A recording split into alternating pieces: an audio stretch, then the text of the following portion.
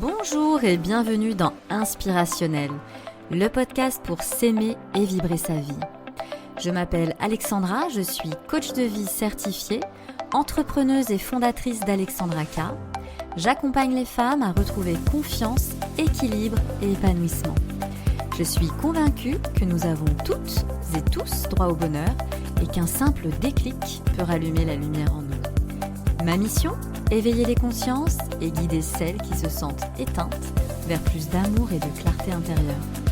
Dans ce podcast, je vous partage chaque semaine des outils et des réflexions autour de l'amour de soi et de la reconnexion à soi pour vous aider à avancer avec authenticité et sérénité. Et une fois par mois, une experte viendra enrichir notre voyage avec son regard éclairé. Alors, prête à rayonner ? Installez-vous confortablement, l'épisode commence maintenant. Bonne écoute! Bonjour et bienvenue dans ce tout nouvel épisode de novembre, déjà mi-novembre, on est à 1 mois et demi de la nouvelle année. Que cela passe vite! 1 mois et demi, vous vous rendez compte? Waouh, 2026, on arrive! Donc pour ce tout nouvel épisode, on va évoquer un sujet qui me tient à cœur, que je rencontre presque dans tous mes coachings, la peur du regard des autres. Ce fameux jugement, cette peur du jugement de l'autre, de mal faire, de décevoir, on va voir un petit peu tout ça dans le détail. Cette petite voix là qui nous empêche d'avancer, d'oser, de dire non, de nous affirmer en fait, d'être tout simplement tel que l'on est. C'est un thème vraiment universel, aussi profondément intime. Et dans cet épisode, je vais vous partager une expérience personnelle, aussi des observations tirées de mes accompagnements et puis surtout une piste concrète pour vous aider à vous en détacher de ce regard de l'autre, tout en douceur, bien sûr, comme d'habitude. Et avant de commencer, j'ai envie de dédicacer cet épisode à une cliente qui me suit depuis le début, et qui me fait des retours plus que touchants à chaque fois, et j'en ai eu encore hier soir, et donc j'avais envie de vous partager ces mots. Voilà, c'est Nadia qui vit une période un petit peu compliquée actuellement, personnellement, je ne rentrerai pas dans les détails, et en fait elle voulait me remercier. Elle m'écrit: je voulais te remercier pour tes podcasts, j'ai passé une semaine terrible. J'étais complètement agitée, perdue, je repartais dans mon manque de confiance en moi, avec la sensation de ne faire que des erreurs et d'être nulle, Et ce soir, j'ai pris le temps d'écouter tes 2 derniers podcasts et je me sens tellement mieux. Les exercices de respiration m'ont fait beaucoup de bien. Je le sens en moi. Les sujets tombent complètement à pic. C'est incroyable même. Donc Nadia, merci pour tes mots. Merci pour ta présence, ta fidélité. Alors Nadia, c'est une cliente que j'ai eue à mes débuts. On continue à se donner des nouvelles et voilà, comme je vous dis à chaque fois, la vie continue. On est dans les ups et les downs. C'est juste que quand on est dans les downs, l'idée, après un accompagnement d'avoir compris qui on était, son mode de fonctionnement, c'est de rester un petit peu moins longtemps dans les downs. Après, voilà, la vie est faite de haut et de bas et on continue, et moi aussi je continue des fois à ressentir des downs. C'est juste que lorsqu'on se connaît mieux, on décrypte un petit peu mieux, un petit peu plus vite aussi les downs, et on y reste moins longtemps. Donc merci Nadia pour ton partage, ton témoignage, et je vous remercie toutes et tous pour votre suivi, pour vos likes, vos commentaires, vos messages aussi en privé. Qui me font continuer à être là derrière vous, derrière vos oreilles, derrière le micro, et à évoquer différents sujets qui vous parlent aussi, qui résonnent en vous. Et je sais ô combien ce sujet de la peur du regard des autres parle à beaucoup de personnes. Et d'ailleurs, mon histoire en fait partie, parce qu'il y a quelques années de cela, moi aussi, je vous ai expliqué mon parcours. Il y a une dizaine d'années, 15 ans même avant aujourd'hui, donc ça remonte quand même, où cette peur du regard de l'autre, je l'ai bien vécue. Je l'ai bien vécue. Je vais d'ailleurs vous confier une anecdote, parce que ça remonte même pas à 15 ans en arrière, ça remonte à mon enfance. Pour certaines personnes qui me connaissent, vous savez que ma famille est allemande. Pour les autres, voilà, vous l'apprenez. Ma maman est allemande, qui m'écoute d'ailleurs, ma maman là encore, qui m'écoute et me suit, est fidèle à Inspirationnel. Donc ma famille est allemande et moi quand j'étais petite, en fait, à chaque réunion de famille, tout le monde parlait forcément allemand. Personne, alors sauf une ou deux cousines qui avaient pris des cours de français, mais sinon voilà, c'était 100% allemand.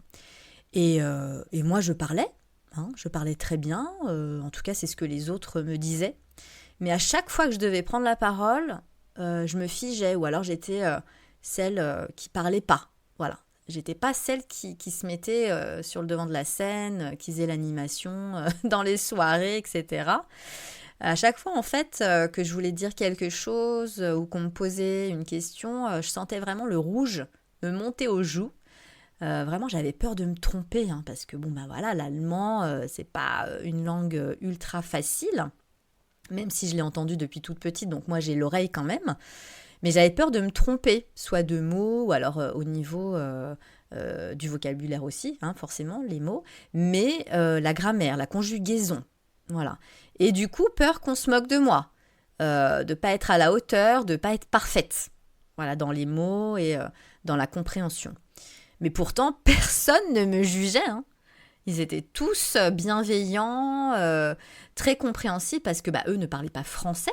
Donc, du coup, ils étaient même assez, comment dirais-je, étonnés et très positifs du fait que je m'exprimais, moi, en allemand.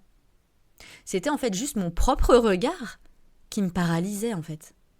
Et je me mettais toute seule la barre très haute, exigeant de moi vraiment une perfection impossible, avec un hyper contrôle dans tout ce que je faisais, ce que je disais. Et en fait, c'est avec le recul, j'ai compris quelque chose de fondamental. Ce n'est pas toujours le regard des autres, en fait, qui nous fait peur. C'est vraiment son propre jugement. C'est simplement le jugement qu'on porte sur nous-mêmes. Souvent, d'ailleurs, quand on a du mal à s'aimer, on cherche à être validé, en fait, par l'extérieur. Mais tant qu'on ne se donne pas nous-mêmes cette validation, aucune reconnaissance ne suffit. On va la chercher à l'extérieur. Tout est lié. Il y a ce besoin d'amour, en fait, du fait qu'on ne s'aime pas à 100%, de manière authentique avec soi-même. On va aller chercher ce besoin d'amour à l'extérieur. Et on va actionner, on va faire des choses, on va chercher cette reconnaissance et on va chercher ce jugement auprès des autres. En réalité, en fait, le manque d'amour de soi nourrit vraiment la peur du jugement des autres. Mais quand on s'aime vraiment, on n'a vraiment plus besoin de prouver. On a juste besoin d'être nous-mêmes, 100%. Et quand j'ai fait ce travail sur moi-même, du coup, là, je vous dis, ça remonte à 2013-2014. Je vous ai expliqué, en fait, mon parcours, que quand j'ai rencontré ensuite un homme, on va dire, plus que merveilleux, un homme en or, ce fameux mois de janvier 2016, d'ailleurs on va fêter bientôt nos 10 ans, aïe aïe aïe, eh bien là je n'avais plus peur du jugement des autres. Mais c'est ça aussi, j'étais 100% moi, dans tout ce que j'ai fait. C'est alors que oui, j'ai aussi eu un poste beaucoup plus aligné à mes valeurs et j'ai rencontré cet homme qui est devenu mon mari, le père de mes enfants, etc. Et là, tout de suite, me vient une anecdote par rapport à la prise de parole en public, où là, je vous ai exposé tout à l'heure que j'avais un petit peu peur de m'exprimer en allemand. Et bien, pour le coup, le jour de mon mariage, forcément, j'avais aussi ma famille allemande à mon mariage, où là, j'ai pris le micro pour remercier tous les invités d'être là. Donc, j'ai fait une partie en français et une partie en allemand, avec des anecdotes, où j'ai pu m'exprimer en face de mon tonton quand même, et lui dire ce que j'avais sur le cœur, et puis mes cousins, mes cousines. Et ça a été fluide, Ça a été limpide. Tout le monde a rigolé, tout le monde m'a regardé avec des étoiles dans les yeux, m'a applaudi. Et là, vraiment, cette peur du regard de l'autre, elle n'était absolument plus là. Même si, effectivement, je vais pas vous mentir, avant de prendre le micro, j'avais quand même préparé le texte, aussi bien en français qu'en allemand, quand même. Parce que même si aujourd'hui, je prends la parole en public, voilà, il y a quand même de l'adrénaline avant, un petit stress là qui me maintient en forme, pour pas dire autre chose aussi. Bien sûr que avant de prendre le micro, avant de prendre la parole devant une foule, devant un public, j'ai ce petit stress qui monte, mais j'y vais quand même. J'y vais quand même parce que déjà j'ai préparé. Donc quand on prépare, c'est beaucoup plus facile quand même. Et puis je sais qui je suis aujourd'hui. Je connais ma valeur, en toute modestie, je sais ce que je représente, ce que j'ai envie de faire dans ma vie, ce que j'ai envie de transmettre, de relayer. Donc c'est beaucoup plus simple aussi. Et ce travail d'amour de soi, je l'ai fait. C'est pour ça qu'Inspirationnel existe, je vous le rappelle. C'est quand même le podcast pour s'aimer et vibrer sa vie. Et donc cette thématique du regard de l'autre, elle est complètement liée à l'amour de soi. Voilà un petit peu le parallèle que je voulais vous faire déjà en préambule. Je ne sais pas si ça résonne en vous par rapport à des exemples que vous avez aussi eus dans votre plus tendre enfance ou même encore là récemment. Partagez-moi en commentaire justement qu'est-ce qui résonne en vous par rapport à ce fameux jugement de soi-même déjà et puis envers les autres, des autres aussi. Donc alors pourquoi cette peur elle est si présente ?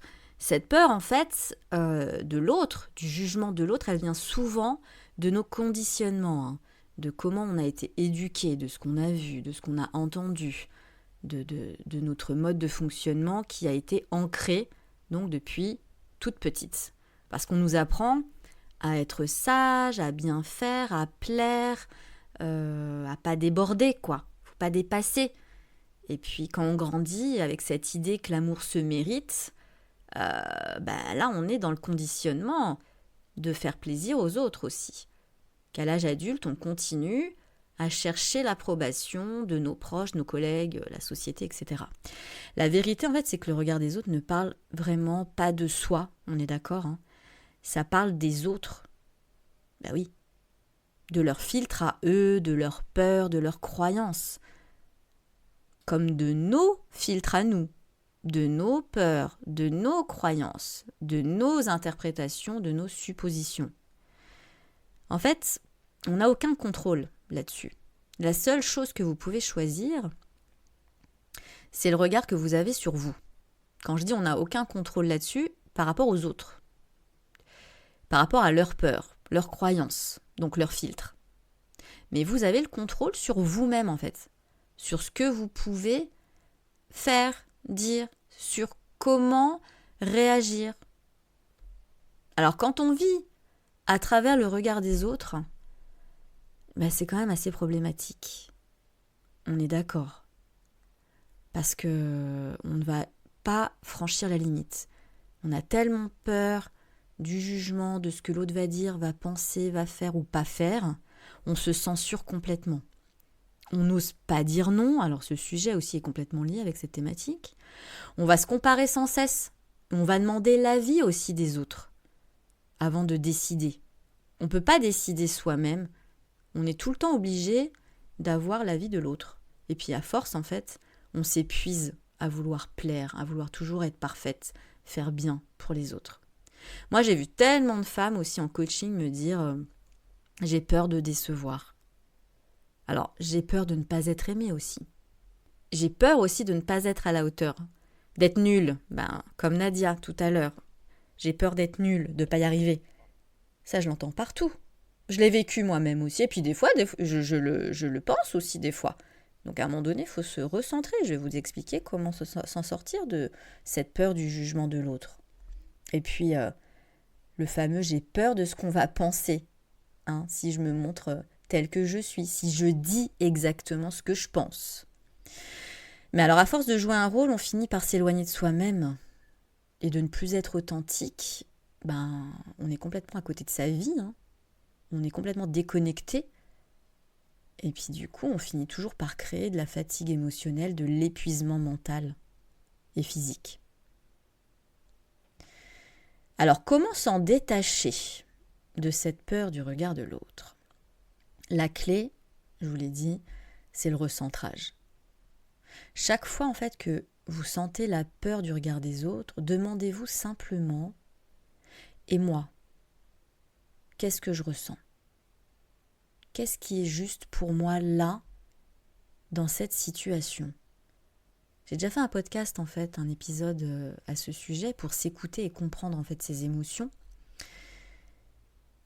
C'est d'y revenir en fait. De revenir à cette connexion à l'intérieur de soi. Vous pouvez prendre une inspiration profonde et une expiration profonde aussi, plusieurs fois. Et puis par rapport à la situation qui vous met mal, vous reposez cette question-là, tout simplement. Et moi, qu'est-ce que j'en pense en fait ? Qu'est-ce que je ressens ? Qu'est-ce qui est juste pour moi dans cette situation ? Et laissez venir tout naturellement la réponse. Encore une fois, en 5 secondes, votre âme, elle va vous répondre. Ça va devenir tout naturel, limpide, explicite. Vous allez avoir un mot, peut-être un ressenti dans votre corps qui va faire que quand vous allez décrypter ce qui se passe dans votre corps, vous allez comprendre la réponse. Donc l'idée, c'est de ramener votre attention dans votre corps. Favorisez la respiration à chaque fois, profonde, et d'écouter ce qui se passe à l'intérieur de vous, parce que votre corps, lui, il ne ment jamais. Il sait ce qui est vrai pour vous. Il sait ce qui est bon pour vous. Quels sont vos besoins à l'instant T. Donc encore une fois, c'est de vous recentrer. Le dernier épisode, c'était sur l'ancrage, de vous réancrer et hop, d'écouter ensuite ce qui se passe à l'intérieur de vous. Et de vous poser ces questions-là dans votre fort intérieur et d'écouter la réponse. Pour aller plus loin, je vous propose un rituel concret, là. Parce que je sais que vous aimez bien les petits rituels, et que ça fonctionne plutôt bien. Donc je continue. Et puis vous m'en direz des nouvelles en commentaire. J'ai hâte de vous lire, de voir ce que ça représente pour vous. Cette fois-ci, je vais vous inviter à connecter votre bulle. À vraiment vous représenter une bulle tout autour de vous. Donc l'idée, encore une fois, c'est de vous placer ancrés, les pieds au sol, assise ou debout, peu importe, mais que vous soyez en fait bien avec vous-même, sans aucune sursollicitation autour. Voilà, vous allez pouvoir le faire n'importe où, quand vous sentez qu'il y a un envahissement qui commence à arriver là, par justement le regard des autres, le jugement. Là, c'est stop, encore une fois. En conscience, on s'arrête et on va se reconnecter. L'idée, c'est de fermer les yeux.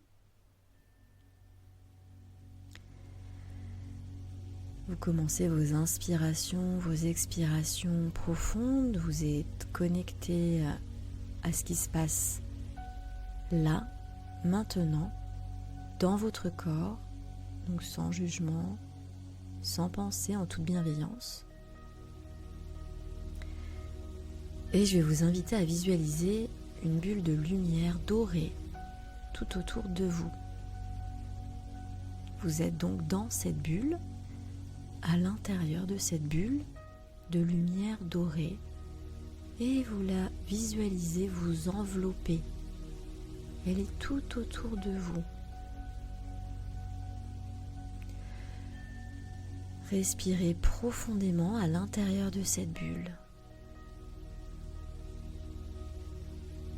Et sur chaque inspiration, vous allez ressentir la lumière se renforcer.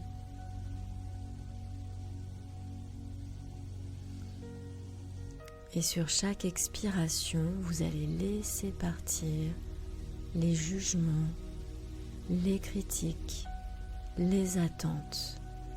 Vous allez les laisser à l'extérieur de la bulle. Continuez de visualiser cette bulle de lumière dorée qui peut d'ailleurs s'épaissir, s'agrandir, peut-être même changer de couleur, laisser venir ce qui vient tout naturellement pour créer votre bulle à vous. Une bulle unique qui vous appartient, qui vous fait du bien.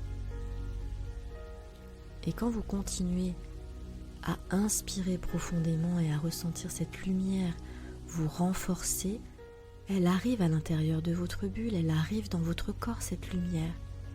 Vous pouvez même la visualiser à l'intérieur de votre corps, de la tête aux pieds, ressentir ce que ça vous fait.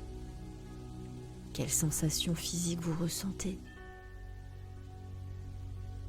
d'avoir cette lumière tout autour de vous et à l'intérieur de vous. Et à chaque expiration, vous laissez dehors, en dehors de la bulle, tout ce qui vous pèse, toutes les contraintes, les critiques, les peurs, les jugements. Ça glisse sur la bulle, ça ne rentre pas.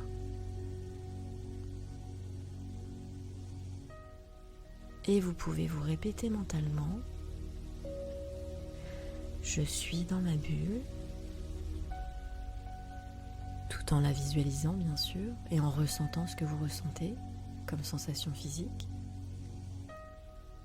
Je suis dans ma bulle, je suis en sécurité, je me regarde avec amour et bienveillance.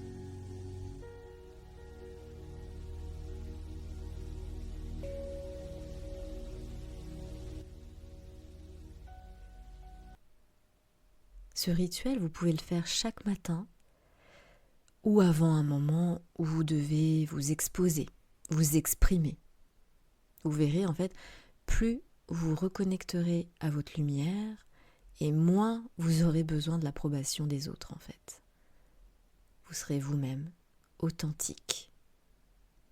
Avec un peu plus d'amour pour vous-même aussi d'ailleurs, par la même occasion. Lâcher le regard des autres, c'est vraiment un acte d'amour envers vous-même, ça je vous l'ai dit. C'est cesser de se juger pour commencer à vous reconnaître vous, à vous mettre en lumière d'ailleurs.